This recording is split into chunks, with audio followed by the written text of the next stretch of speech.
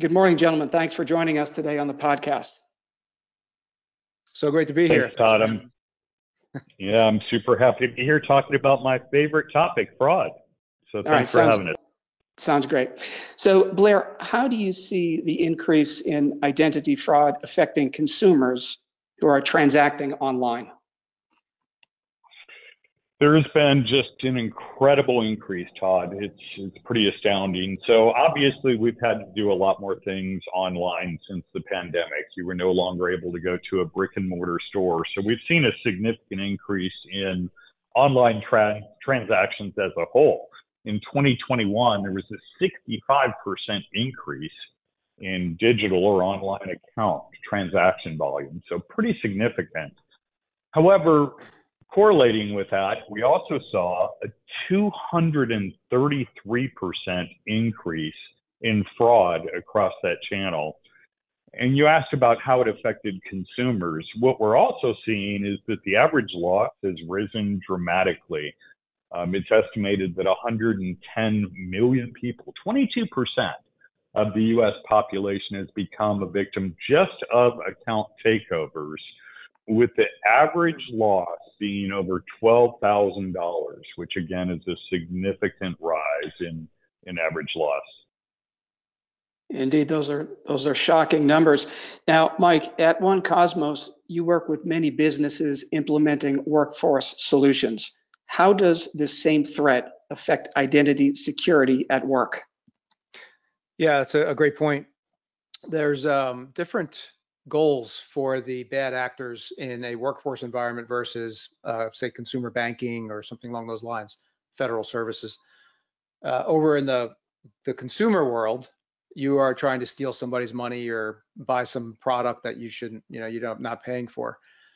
On the workforce side, you're typically trying to either steal a paycheck. So I'm going to say that I am somebody else, get hired. That's called proxy interviewing or contractor jacking, for the purpose of stealing a couple dozen paychecks and then the gig's up. Or maybe you have 10 jobs, right? That was a common form of employer-employee fraud for a while. Or more nefarious, I could be a state actor and I want to say I'm somebody else, get hired, and then now you've got really some insider access. So it's referred to more as insider threat than fraud when you apply it to the workforce side of the house. Interesting. So Blair, in what industries are you seeing the highest uptick in identity fraud activity? Well, I think we're seeing it just about everywhere, but I want to kind of tack on to what Mike just touched on. And it's a pretty alarming statistic. I come from the background screening world. That's where I cut my teeth prior to tackling this identity problem. And it was pretty common for somebody applying for a job to lie about their criminal history, or to lie about their educational credentials, or to lie about their employment credentials and the jobs that they held and the salaries that they made. But it was pretty rare for somebody to be applying that wasn't who they said they were. And a report just came out last week that showed that 7.6% of job applicants are fake people. They're either impersonating somebody else that has better credentials, or worse yet, they're a state actor. And when you think about the harm that somebody can do by draining your bank account, yeah, that hurts. But the harm that you could do becoming an engineer in a nuclear power plant, that could really hurt, and hurt a lot more than just one person. So that one to me really stood out. Indeed. Now, Mike, how about government entities, local, state, and federal? What types of fraud schemes are they encountering? Well, for COVID, it was the stealing of either the direct payment checks or participating in the PPP, right, the Paycheck Protection Program, where you claim to be either a business or somebody who owns a business, and you get paid a percentage of your annual revenue up front, no questions asked. Scouts Honor won't have to pay it back. And that resulted in billions of dollars per state. So I heard some stats that one of the smaller states suffered 30 billion in losses just by this one form of fraud itself. And you could do smaller things as well, such as intercepting federal subsidy programs. So imagine if you could spin up 100 different identities and be able to get that monthly check or monthly, food program check, whatever it is, government service. There's a lot of money to be made there, and organized crime has really leaned into that. So, there's a couple of things they're trying to do to mitigate that. Indeed. So Blair, what are some of the trends or growing tactics fraudsters are using? We are seeing fake IDs at record levels. So if you look at where fraud is detected in an account onboarding process, roughly 70 to 80% of the fraud detection isn't happening from all these fancy machine learning rules. It's simply by fraudsters creating counterfeit IDs and trying to impersonate somebody that they're not, or they've created a synthetic identity and they've created an identity document that matches up to that. But from there, we use other techniques other than just what you have being your government issued identity document. That's the gold standard for proving identity around the globe. But most companies, if they're going to accept an identity document online, add other tools to make sure that a fraudster isn't going to beat them with a really good fake ID. So for example, there's face matching. The person at the end of the transaction has to take a picture of their face. And roughly 5 to 10% of the time when that happens, their face doesn't match the photo on the ID. So it was probably a credential, maybe a real credential that they've stolen from somebody else, and they're trying to use it in a nefarious way. And the face recognition will detect that. The other thing is probably similar, is that instead of trying to use their own face to match up against that headshot on the ID and being detected by the facial recognition technologies, they'll attempt to spoof my face. So they find my ID out in the parking lot. There's plenty of video or pictures of me. They would hold a picture of me or replay video to do that match to the identity document that they found or stolen.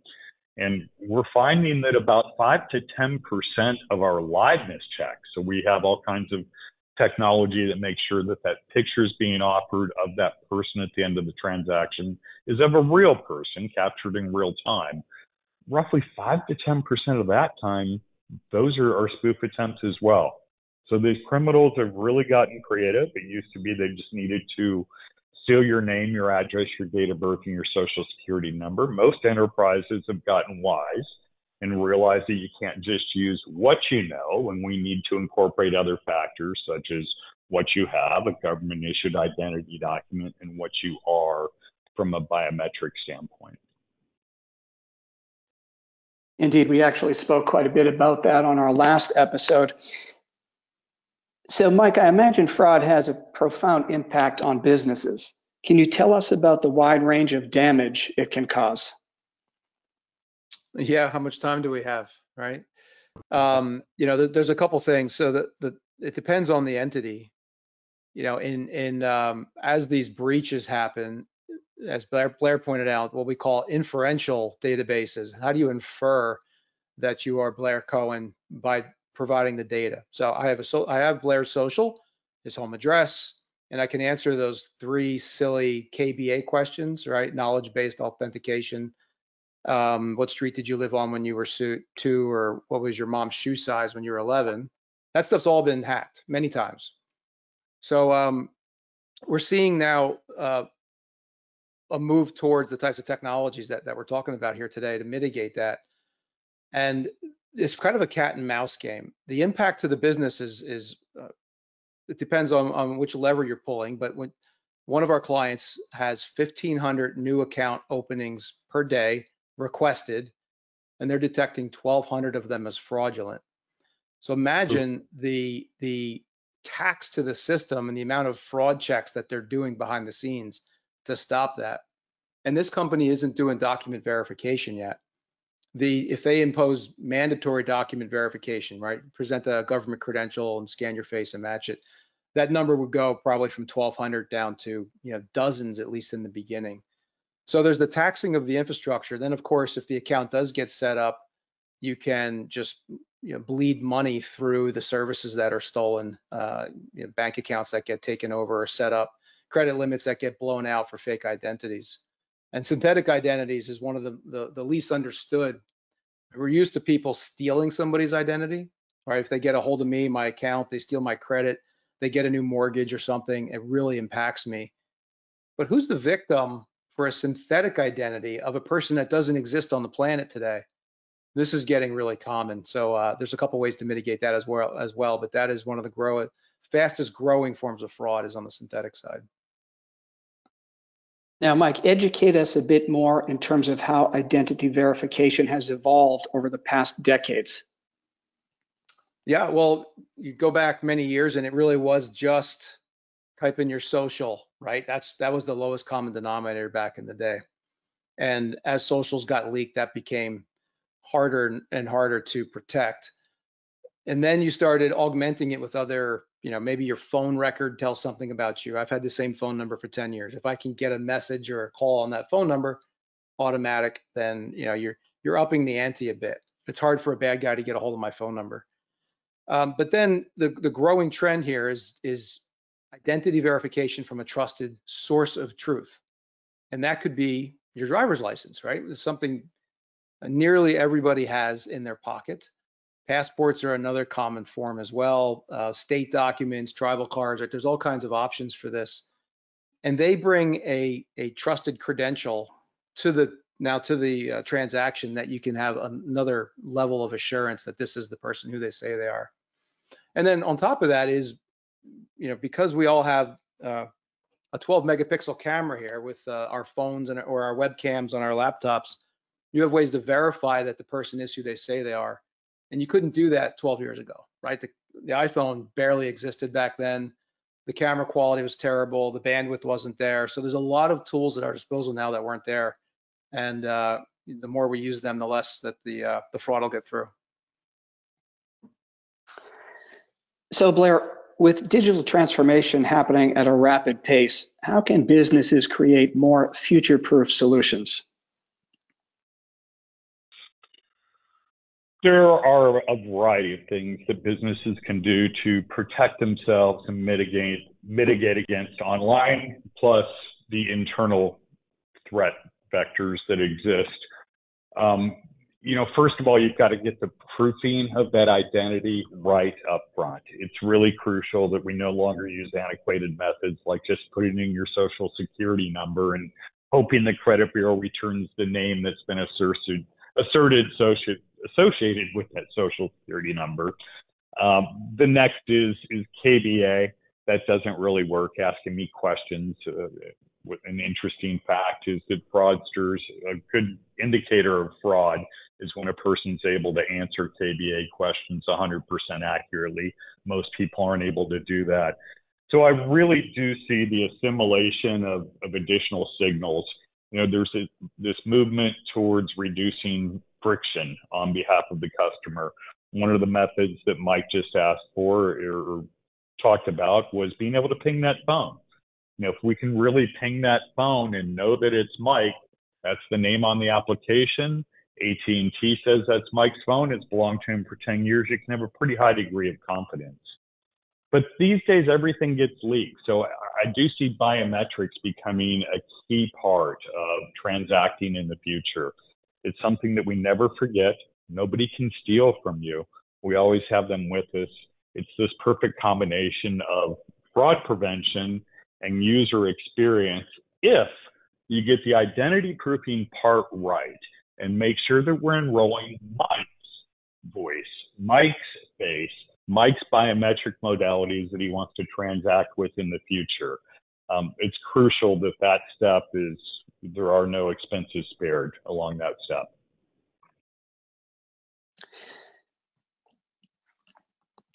So, gentlemen, briefly in closing, if you could each leave us with a key takeaway here. What is one thing a business can do today to protect themselves and their customers?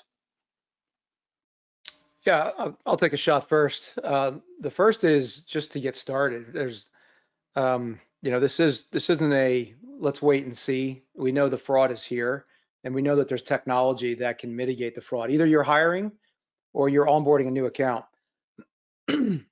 So the platforms are there to do this today. And so it's just a matter of getting started. And you can A/B test this stuff really well, right? You don't have to change your entire state of onboarding flows. You can do one tomorrow and really figure out the people, the processes to make it all happen. So it's a matter of incremental gains, whether it's proving who somebody is or properly authenticating them with passwordless technologies, which now are one of the answers to account takeover. So I would just say get started and make sure it's a top focus for the C-level, which trust me, it is. Blair? And I'll just add on to that. I'll echo Mike on passwordless. I started out with the stats that 22% of the U.S. population has had an account takeover, and the average cost is $12,000. Interestingly, 60% of the people that had an account takeover during that time frame used the same password for multiple online accounts. So we need to get a little bit more efficient with our password care. Awareness, make sure that everybody in the company is aware that fraudsters are creative. They're going to use phishing to impersonate legitimate clients or even the CEO. Encourage your whole staff to use password managers and to have more hygiene when it comes to their passwords. After you see multiple failed attempts, there should be a step up, whether that's a CAPTCHA or a biometric authenticator, and then limit the number of attacks or attempts that a person gets to try to create a new account or to conduct a transaction. Just some of the keys and things I would recommend. All right, very good. So Blair, anything else you'd like to cover today or anything you'd like to elaborate on in terms of what we've already covered here? There's a ton. I mean, how much time we have, I think what was interesting in this article that I was just looking at, we've lost a lot of money here in the U.S. I started out with that, but we're actually not the worst in the world. China is worse. We've lost about $52 billion over the past 5 years. China's at 118 million. Germany and the UK are both above us right now. So let's keep going in the right direction, U.S. Yeah, one thing, Blair, that we didn't touch on here that you could probably comment on with me is the importance of standards around identity. So, you're one of the experts on the standard that proves who somebody is remotely, right? NIST 863-3, certifying body, Cantera. And that combined with authentication standards such as FIDO, passwordless authentication, making sure that the solution you implement has those two standards covered. And then if you are using biometrics, you might want to comment on some of the standards and mechanisms to make sure your biometrics are safe, right, Blair? Yeah, 100%. I mean, 863.3 is crucial. Wherever possible, we should always go to system of record checks, and we're starting to see those document issuers open up their records to certain entities. So that's always going to be better than a forensic examination of a physical document. So wherever possible, do that, as 863 prescribes. But if you are using biometrics, it's certainly essential that you use a highly rated facial recognition algorithm that doesn't exhibit any signs of bias. There are plenty of good ones out there. NIST is a good resource. They publish a report called FRVT, Facial Recognition Vendor Test, on a monthly basis. It'll measure not only an algorithm's efficacy, but their performance across all the different demographics that exist, whether you're old or young, male or female, light skin, dark skin. And the other thing is, if you're using biometrics, it's super important that we make sure that there is no spoofing going on. So when it comes to things like face biometrics, it's essential that you look for a liveness detector that has received an iBeta CAD level 2 certification. That essentially means that algorithm cannot be spoofed at all. Thousands of spoof attempts have been performed against it with a success rate of 0. So crucial that you make sure you pick non-biased algorithms that work efficiently, and that they're all certified by the appropriate bodies.